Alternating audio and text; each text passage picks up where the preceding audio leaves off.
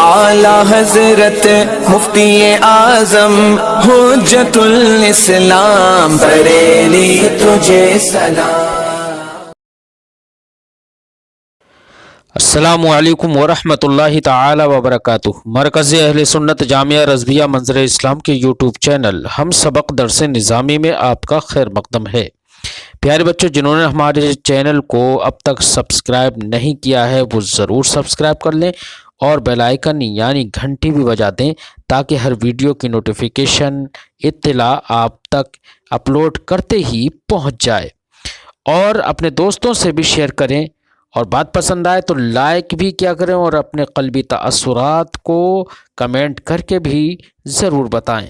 अब आपके सामने जामिया रज़विया मंज़र इस्लाम के एक अहम उस्ताद हज़रत मौलाना मुफ्ती मोहम्मद इब्राहीम साहिब क़िबला आपको नूरुल अनवार का दर्स देंगे। आप उनके दर्स को ध्यान से सुने। बिस्मिल्लाहिर्रहमानिर्रहीम व इंदना हुवा मामूरुन बिइंतिज़ारिल वहय्यि फीमा लम यूहा इलैहि सुम्मा लिल अमली बिर्राई बादा इनक़िज़ाई मुद्दतिल इंतिज़ारी। माक़बल में आपने वही की दो किस्में पढ़ी, वही ये ज़ाहिर और बातिन। फिर वही ज़ाहिर की तीन किस्में, बातिन का बयान पढ़ा। अब यहाँ से एक बात ये बयान फरमाते हैं कि अगर कोई हादसा पेश आया, नबी अकरम सल्लल्लाहु अलैहि वसल्लम के ज़माने में कोई हादसा पेश आया, बस मैं एक नहीं, और उसके बारे में कोई वही भी नाजिल नहीं हुई अब तक, और उसका जवाब देना है, तो अब ज़रूरी है कि उस हादसे के बारे में जवाब देने से पहले नबी अकरम सल्लल्लाहु अलैहि वसल्लम वही के नुज़ूल का इंतज़ार करें 3 दिन तक। क्या मामला पेश आया तो फ़ौरन उसका जवाब ना दें, बल्कि 3 दिन इंतज़ार करें इस बात का कि अल्लाह की जानिब से इसके बारे में कोई वही नाजिल हो जाएगी। ठीक है, तो या तो 3 दिन मुकम्मल गुजर जाएं और वही नाजिल ना हो, या उस मामले की गर्ज के फोत होने का खौफ हो। 3 दिन तो पूरे नहीं हुए हैं, लेकिन अगर 3 दिन तक इंतजार किया तो इसका जो मकसद है, जो गर्ज है, वही फोत हो जाएगी। तो अब ऐसी सूरत में कि गर्ज के फोत होने का खौफ हो या 3 दिन गुजर जाएं, तो अब राय पर अमल किया जाएगा। इस पर अमल किया जाएगा बेटा, राय पर। नबी के लिए ये हुक्म होगा, जायज़ होगा कि वो अपनी राय के मुवाफिक उसमें फैसला दे दें, राय के मुवाफिक उसमें फैसला दे दें। अगर राय पर फैसला देने में बिल्कुल दुरुस्तगी पर हों, बेआईनी ही राय के जरिए वही फैसला किया जो अल्लाह की जानिब से हुक्म होता, तो अब उस पर कोई वही नाजिल नहीं होती है। बेटा बात समझ आई है ना।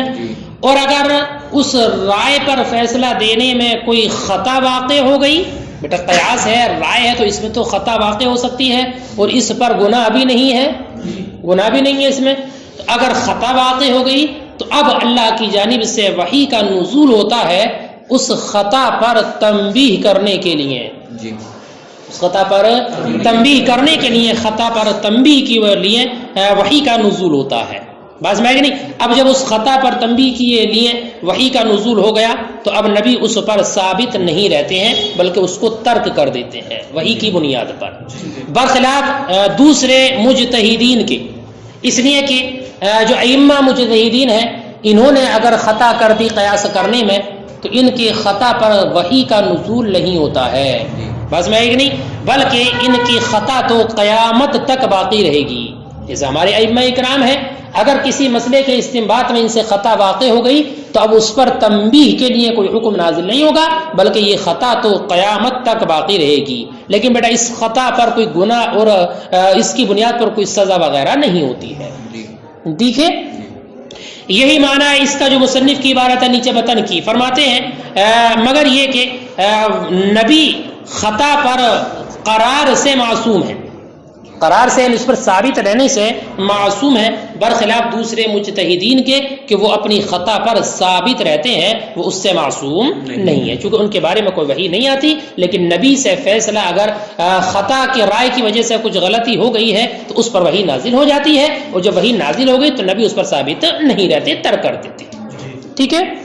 وَإِنَّنَا هُوَ مَأْمُورٌ بِانتِظَارِ الْوَحْيِ، اور ہمارے نزدیک نبی مامور ہیں وحی کے انتظار کے، فیما ان میں لم یوحا الیہ، جن میں وحی نازل نہیں کی گئی، اے اذا نزلت الحادثۃ بین یدیہ، یعنی جب آپ کے سامنے کوئی حادثہ نازل ہوا، کوئی حادثہ آیا، یجب علیہ، تو آپ پر واجب ہے، ان ینتظر الوحی اولا لجوابها الی ثلاثۃ ایام، کہ اولا وحی کا انتظار کریں اس کے جواب کے لیے 3 دن تک، 3 دن تک، او الی ان یخاف فوت الغرض، یہ کہ خوف ہو اس کی غرض کے فوت ہونے کا، ثم للعمل بالرائے، پھر رائے پر عمل کرنا ہے، بعد انقضاء مدت الانتظار، مدت انتظار کے گزرنے کے بعد، فإن كان أصاب في الرائے، تو اگر وہ اپنی رائے میں درستگی پر ہوں، لم ينزل الوحی علیہ فی تلک الحادثہ، تو وہی اس حادثے میں اس پر نازل نہیں ہوتی ہے، وإن كان أخطأ في الرائے، اور اگر رائے میں خطا ہو گئی ہے، ينزل الوحی للتنبیہ علی الخطأ، اب وحی نازل ہوتی ہے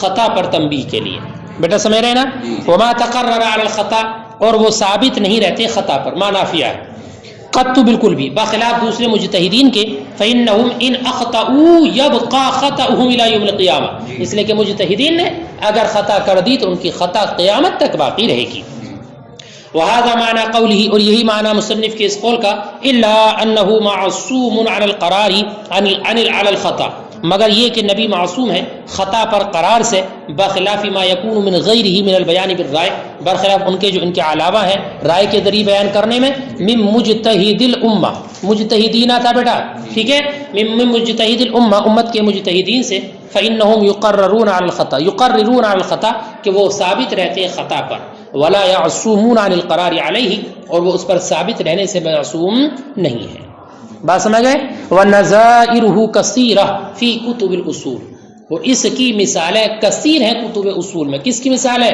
کہ نبی نے رائے کے موافق کوئی فیصلہ دیا، اور اگر اس میں خطا واقع ہو گئی تو اس پر تنبیہ کی بنیاد لیے وحی نازل ہو گئی، اور اگر فیصلہ بالکل صحیح تھا تو وحی کا نزول نہیں ہوا، بہت سی مثالیں ہیں، منہا، ان میں سے ایک مثال، سنو بیٹا ذہن حاضر رکھنا، پورے صفحے میں اسی مثال کا ذکر کیا مصنف نے، جب جنگ بدر ہوا، جنگ بدر، اور مسلمانوں کو اس میں فتح و کامرانی حاصل ہوئی، بس میں جنگ بدر میں، تو کافروں کے بہت سارے لوگوں کو، بڑے بڑے سرداروں کو اس میں قتل کیا گیا، اور ان کے 70 لوگوں کو قیدی بنا لیا گیا تھا، بس میں نہیں بیٹا 70 لوگوں کو، پڑھا جنگ بدر کا واقعہ ہے نا، پڑھا ماشاءاللہ، سمجھ نہیں، تو اب ان کے بارے میں کیا فیصلہ کیا جائے، تو اب وہ قیدی جو کافروں کے قیدی ہو کر لوگوں کو لایا گیا تھا، ان کے بارے میں نبی اکرم صلی اللہ علیہ وسلم نے صحابہ کرام سے مشورہ کیا کہ ان کے بارے میں کیا فیصلہ کیا جائے، کیا کیا جائے، اب بیٹا کوئی قرآنی حکم تو نازل ہوا نہیں تھا،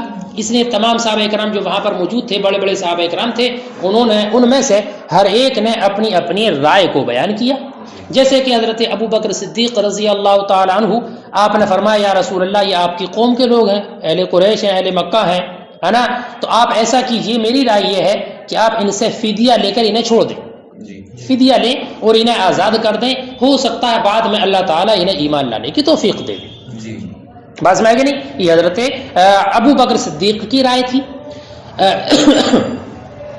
حضرت عمر رضی اللہ تعالی عنہ نے ارشاد فرمایا، عرض کیا یا رسول اللہ میرا مشورہ یہ ہے کہ جو کافروں میں جس کا زیادہ قریبی ہے نا وہ اس کو قتل کرے، تو جلالی آدمی تھے ہے نا، چونکہ اس وقت میں حضرت عبداللہ ابن عباس رضی اللہ عنہ وغیرہ، حضرت عقیل وغیرہ، یہ جو لوگ تھے اس وقت میں حالت کفر میں تھے، ایمان قبول نہیں کیا تھا، تو کہا یا رسول اللہ عباس تو آپ کے زیادہ قریبی ہیں، آپ کے چچا ہیں، سب سے زیادہ آپ کا قرب ہے ان سے، آپ اپنے آپ کو اس بات پر معمور اور معین کیجئے کہ آپ ان کو قتل کریں گے، بس میں کہ نہیں، اور حضرت علی کو اس بات کا حکم دیجئے کہ وہ عقیل کو قتل کریں، اور مجھے بھی حکم دیجئے کہ میرا جو قریبی ہے میں اس کو قتل کروں، ٹھیک ہے، تو ہم میں سے جو جس کا قریبی ہے کافروں میں، تو مومن جس کا قریبی ہے وہ مومن اس کو قتل کرے، میرا مشورہ اور میری رائے یہی ہے۔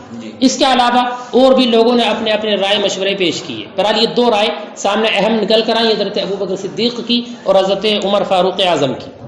یہ سننے کے بعد نبی اکرم صلی اللہ علیہ وسلم نے یہ ارشاد فرمایا کہ اللہ تعالیٰ نے بہت سے لوگوں کے دلوں کو پانی کی طرح نرم بنایا ہے، جب پانی نرم ہوتا ہے نا بیٹا، سخت نہیں ہوتا، پانی کو چھوؤ تو کیا وہ سخت ہوتا ہے؟ نہیں، بہت نرم ہے، تو جیسے پانی ہے ویسی دلوں کو نرم بنایا ہے، اور بہت سے لوگ ایسے بھی ہیں کہ جن کے دلوں کو پتھر کی طرح سخت بنایا ہے، سخت بنایا. اور پھر آپ نے فرمایا اے ابو بکر تمہاری مثال بالکل ایسے ہی ہے جیسے کہ ابراہیم کی مثال، کہ حضرت ابراہیم علیہ الصلاۃ والسلام اپنی قوم کے اس قدر بے شمار نافرمانیاں کرنے کے باوجود بھی ان کے لیے نرم دل تھے اور رحم دل تھے. اور آپ نے فرمایا تھا فمن تبعنی فانہ منی، جو میری اتباع کرے وہ مجھ سے ہے، ومن عصانی فانک غفور رحیم، اور اگر کوئی میری نافرمانی بھی کرتا ہے تب بھی بے شک تو اس کو بخشنے والا ہے، رحم کرنے والا ہے. تو نافرمانی کے باوجود آپ نے ان کے لیے بد دعا وغیرہ نہیں کی تھی، بلکہ اللہ سے یہی کہا تھا اللہ تو ان کو بخشنے والا ہے. اور کہا میں عمر تمہاری مثال حضرت نوح کے مثل ہے، تمہاری مثال حضرت نوح کے مثل ہے کہ حضرت نوح نے جب اپنی قوم کو دعوت و تبلیغ کی اور انہوں نے ایمان قبول نہیں کیا تو آپ نے یک بار کی سب کی ہلاکت کی دعا کی تھی. وقال نوح ربی لا تذر علی الارض من الکافرین دیار، ہے نا، قرآن میں سورہ نوح میں ذکر ہے، اس کا پڑھا ہوگا تم نے درس قرآن میں. حضرت نوح چونکہ سخت دل تھے، ایسے حضرت عمر کے بارے میں فرمایا تمہاری مثال ان کی مثل ہے. بہرحال یہ فرمانے کے بعد حضرت ابو بکر صدیق رضی اللہ تعالی عنہ کی جو رائے تھی نبی اکرم صلی اللہ علیہ وسلم کی رائے بھی وہی بنی، کیا بیٹا فدیہ لے کر آزاد کر دیا جائے. تو آپ نے اپنی رائے کو حضرت ابو بکر کی رائے پر ثابت کر دیا، یعنی آپ نے اور حضرت ابو بکر کی رائے دونوں کی ایک بنی، اس کے موافق فیصلہ دے دیا اور حکم دیا کہ ان کو فدیہ لے کر آزاد کر دیا جائے. بس میں کہ نہیں. اس کے بعد اللہ کے رسول نے فرمایا کہ 1 سال کے بعد یا کچھ زمانے کے بعد تم احد میں اتنے ہی شہید ہو گے. اتنے یہ لوگ ہیں نا 70 لوگ جنگ احد میں تم اتنے ہی شہید ہو گے. بتا نہیں، ہاں مسلمانوں میں سے کہا تم جنگ احد میں اسی طریقے سے شہید ہو گئے. سمجھ نہیں. پھر کہا کہ اس فدیے کو لے لیا گیا بیٹا، ہے نا، اور ان لوگوں کو فدیہ لے کر آزاد کر دیا گیا. بات ختم ہو گئی. اب چونکہ یہ فیصلہ رائے کی بنیاد پر تھا، ٹھیک ہے، حضرت ابو بکر صدیق کی اور نبی اکرم کی رائے کے موافق یہ فیصلہ دیا گیا کہ ان کو آزاد کر دیا گیا. میری بات سمجھ رہی بیٹا. لیکن حق بات یہ تھی کہ صحیح رائے اور مشورہ وہ تھا جو حضرت عمر کی رائے تھی. حضرت عمر کی جو رائے تھی کہ جس میں یہ تھا کہ ان کو قتل کر دیا جائے، یہی صحیح حکم تھا. جب رائے میں فیصلہ دینے میں خطا واقع ہوئی تو تنبیہ کی بنیاد طور پر اللہ رب العزت کی جانب سے یہ آیت کریمہ نازل ہوئی. وہی نازل ہوئی ما کان لنبی ان یکون له اسرا حتی یسخن فی الارض. یسخن اس کا معنی تھا خون بہانا، ہے نا، کہ کسی کے نبی کے لیے یہ نہیں کہ ان کے لیے اگر کوئی قیدی وغیرہ ہے یہاں تک کہ حتی یسخن فی الارض، یہاں تک کہ زمین میں ان کا وہ خون بہا دے، ہے نا. تریدون عرض الدنیا، تم دنیاوی سامان چاہتے ہو. دنیاوی سامان سے مراد یہ فدیہ مال و متاع. واللہ یرید الاخرہ، اور اللہ رب العزت آخرت کو چاہتا ہے. واللہ عزیز الحکیم. یہ آیت کریمہ نازل ہوئی. اور آگے اللہ نے ارشاد فرمایا لولا سبق لمسکم، لولا کتاب من اللہ سبق لمسکم. اگر اللہ کا وہ بات وہ کتاب اور سابق نہ ہوئی ہوتی جو اللہ نے کلام تمہارے بارے میں فرمایا ہے، جو حکم دیا ہے، تو ضرور تمہیں عذاب پہنچتا اس میں جو تم لے چکے ہو، کہ جو فدیہ تم لے چکے ہو اگر اللہ کا کلمہ سابق نہ ہوتا تو تمہیں اس میں عذاب پہنچتا. ٹھیک ہے. اب بیٹا اس کی تنبیہ کے طور پر آیت کریمہ تو نازل ہوئی، لیکن جو فیصلہ ہوا تھا اس کو باطل نہیں کیا اللہ تعالیٰ نے، ہے نا. جو فدیہ لے چکے تھے یہ حکم نہیں دیا کہ اس کو واپس کرو، نہیں. فرمایا کلو، اللہ نے فرمایا فکلوا مما غنمتم حلالا طیبا واتقوا اللہ ان اللہ غفور رحیم. پوری آیت کریمہ نازل ہوئی.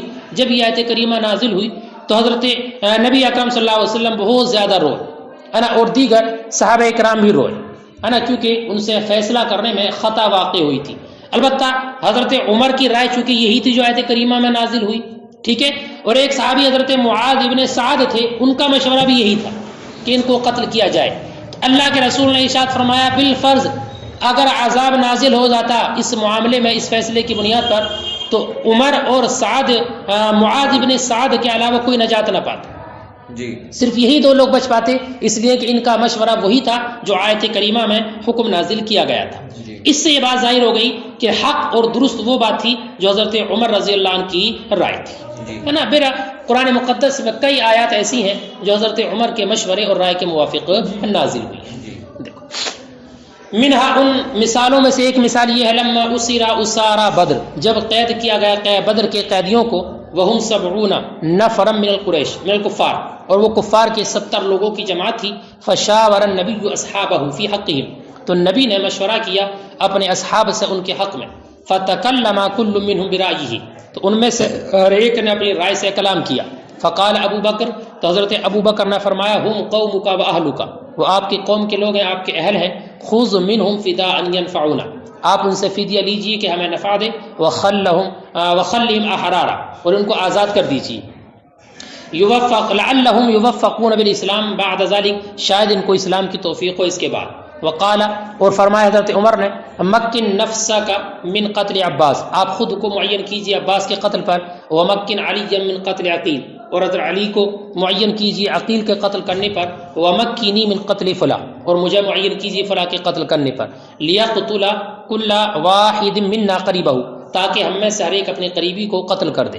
فقال، تو فرمایا اللہ کے رسول نے ان اللہ لیلینا قلوب رجال کلمہ، بے شک اللہ نے بنایا ہے لوگوں کے دلوں کو پانی کے مثل نرم. ویشدد قلوب رجال کالحجارہ، اور بنایا ہے کچھ لوگوں کے دلوں کو سخت پتھر کے مثل. مثل کا یا ابا بکر، تمہاری مثال اے ابو بکر کمثل ابراہیم، حضرت ابراہیم کے مثل ہے. حیث قال، کہ انہوں نے کہا تھا فمن تبعنی فانہ منی ومن عصانی فانک غفور رحیم. ومثل کا یا عمر، اور اے عمر تمہاری مثال کمثل نوح، حضرت نوح کے مثل ہے کہ انہوں نے کہا تھا ربی لا تذر علی الارض من الکافرین دیارا، کہ اے میرے رب تو زمین میں کافروں کے ایک گھر کو بھی نہ چھوڑ. ثم استقر رأیہ علی رأی ابی بکر، پھر آپ نے ثابت کر دیا اپنی رائے کو حضرت ابو بکر کی رائے پر. فأمر بأخذ الفداء، تو حکم دیا گیا فدیہ لینے کا. وقال، اور فرمایا نبی نے تستشہدون فی احد بعددہم، تم شہید ہو گئے احد میں کے عدد کے برابر، 70 مسلمان جنگ احد میں شہید ہوں گے. فقالوا، تو کہا قبلنا، ہم نے قبول کیا. فلما اخذوا الفداء، تو جب فدیے کو لے لیا، یعنی فدیہ لے لیا اور آزاد کر دیا. نزل علی قوله تعالی، اس پر نازل ہوا اللہ کا یہ ارشاد گرامی ما کان لنبی ان یکون له اسرى حتى یسقن فی الارض، نبی کے لیے نہیں کہ ان کے پاس قیدی ہوں یہاں تک کہ وہ زمین میں ان کا خون بہا دیں. تریدون عرض الدنیا، تم دنیاوی زندگی چاہتے ہو، دنیاوی سامان چاہتے ہو. واللہ یرید الآخرہ، اور اللہ آخرت چاہتا ہے. واللہ عزیز الحکیم، اور اللہ غالب ہے، حکمت والا ہے. لولا کتاب من اللہ سبق لمسکم فیما اخذتم عذاب عظیم، اگر نہ ہوتی اللہ کی جانب سے کتاب، مراد ہوئی اللہ کا کلمہ سابق، لمسکم فیما، تو ضرور پہنچتا تمہیں اس میں جو تم لے چکے ہو، عذاب عظیم، بڑا عذاب. فکلوا، تو کھاؤ اس کو جو تم لے چکے، حلالا طیبہ، حلال اور پاکیزہ. وکلوا واتقوا اللہ، اور اللہ سے ڈرو، ان اللہ غفور رحیم. فبکا رسول اللہ صلی اللہ علیہ وسلم، تو روئے نبی اکرم صلی اللہ علیہ وسلم. وبکى الصحابۃ کلهم، اور تمام صحابہ کرام روئے. وقال، اور آپ نے فرمایا لو نزل العذاب ما نجا احد منا الا عمر ومعاذ بن سعد، اگر عذاب نازل ہوتا تو ہم میں سے کوئی نجات نہ پاتا سوائے عمر اور معاذ بن سعد کے. فظاہر، تو یہ بات ظاہر ہو گئی ان الحق هو رأی عمر، کہ حق وہ حضرت عمر کی رائے تھی. وان النبی اخطأ حين عمل برأی ابی بکر، اور نبی اکرم سے خطا واقع ہو گئی جب آپ نے عمل کیا حضرت ابو بکر کی رائے پر. لیکنہ لم یقرر علی الخطا، لیکن آپ خطا پر ثابت نہیں رہے. بل تنبہ علیہ بانزال الآیات، بلکہ آپ کو متنبہ کر دیا گیا آیات کے نازل کرنے سے. وامضى الحکم علی الفداء، اور حکم کو باقی رکھا فدیے والے، یعنی حکم کو توڑا نہیں، باقی رکھا. وامر باکلہ، اور اس کے کھانے کا حکم دیا. ولم یامر برد الفداء، اور فدیے کے لوٹانے کا حکم نہیں دیا. وحرمتہ، اور اس کی حرمت کا حکم نہیں دیا. ٹھیک ہے بھائی. فرماتے وہذا هو الفرق نزول النص بخلاف الرائے، اور یہی فرق ہے نص کے نازل ہونے کے رائے کے برخلاف، وبین ظہوری بخلافہ، اور نص کے ظاہر ہونے کے اس کے برخلاف. یعنی ایک تو نص کا نازل ہونا رائے کے برخلاف، اور ایک یہ خلاف رائے کے موافق کوئی فیصلہ دے دیا اور اس کے بعد کسی نص کا ظہور ہو گیا. نص تو پہلے سے موجود تھی لیکن اس کا علم نہیں تھا. فإن فی الأول لا ينقض الرائے، تو پہلی والی صورت میں رائے نہیں ٹوٹتی ہے. کیا مطلب بیٹا کہ فیصلہ ہوا کسی رائے کی بنیاد پر اور بعد میں نص نازل ہو گئی، تو اب وہ جو فیصلہ ہے وہ باطل نہیں ہوگا. لیکن اگر فیصلہ دے دیا رائے سے غلط ہے اور بعد میں کوئی نص ظاہر ہو گئی تو اب یہ فیصلہ باطل ہو جائے گا. بالنص وفی الثانی ينقض به، اور دوسری صورت میں یعنی نص کے ظاہر ہونے والی صورت میں فیصلہ باطل ہو جائے گا، ٹوٹ جائے گا. وهذا كالالہام، اور یہ الہام کے مثل ہے. اے الفرق بین اجتہاد النبی وغیرہ من المجتہدین، یعنی نبی اور مجتہدین کے اجتہاد میں فرق. کل فرق بین الہام النبی وغیرہ، ایسے ہی فرق ہے جیسے کہ الہام نبی اور غیر الہام نبی میں فرق ہے. پڑھا تھا پیچھے آپ نے کہ الہام نبی یہ بھی دلیل بنتا حجت بنتا ہے، لیکن غیر نبی کا الہام حجت نہیں بنتا ہے. فإنه حجة قاطعة في حقه، اس لیے کہ یہ حجت قاطعہ ہے، دلیل قطعی ہے ان کے حق میں. وإن لم يكن في حق غیره، اگرچہ ان کے علاوہ کے حق میں دلیل قطعی نہیں ہے نا. وإن لم يكن في حق غیره بهذه الصفة، اگرچہ وہ ان کے علاوہ کے حق میں اس صفت پر نہیں ہے. کیا مطلب کہ نبی کے حق میں یہ حجت قطعیہ ہے، لیکن غیر نبی کے حق میں کیا، جیسے کہ ولی وغیرہ، ان کے حق میں حجت قطعیہ نہیں ہے. فَإِلْهَامُهُ قِسْمٌ مِّنَ الْوَحْيِ، تو نبی کا الہام وحی کی ایک قسم ہے. یکون حجتا متعدیہ، اور یہ حجت ہوگا جو متعدی ہوگا عام خلق کی جانب، یعنی یہ ایسی دلیل ہوگی کہ جس کی بنیاد پر عام مخلوق کے لیے بھی حکم کا ثبوت ہوگا. وَإِلْهَامُ الْأَوْلِيَاءِ حُجَّةٌ فِي حَقِّ أَنفُسِهِمْ، اور اگر ولی کو کوئی الہام ہوا ہے تو ولی کا الہام صرف اس کے اپنے حق میں حجت ہوگا. بات سمجھے بیٹا، ولی کا الہام اپنے حق میں حجت ہوگا، غیر کے حق میں حجت نہیں بنے گا. اور یاد رکھنا ولی کا الہام اپنے حق میں بھی حجت اس وقت ہوگا جب کہ وہ الہام شریعت کے موافق ہو. اگر مخالف الہام ہوا ہے ولی کو تو وہ معتبر نہیں ہوگا. وَإِلْهَامُ الْأَوْلِيَاءِ حُجَّةٌ فِي حَقِّ أَنفُسِهِمْ، اور اولیاء کا الہام حجت ہے ان کے اپنے حق میں. کب؟ ان وافق الشریعہ، اگر شریعت کے موافق ہو. وَلَمْ يَتَعَدِّ إِلَى غَيْرِهِ، اور غیر کی طرف متعدی نہیں ہوگا. الا اذا اخذنا بقولهم بطریق الآداب، مگر یہ کہ ہم ان کے اقوال کو لے لیں بطریق آداب. لیکن اقوال کو بطریق آداب بھی اسی وقت دیا جائے گا جب شریعت کے دائرے میں ہو. اب اگر ایسا پیر ہے کہ جو مخالف شریعت الہام بتاتا ہے نا، کہتا ہے مجھے الہام ہوا ہے کہ یہ ایسا کرو، اور وہ فعل مخالف شریعت ہے، تو بیٹا اس پر عمل کرنا کسی بھی صورت میں جائز نہیں.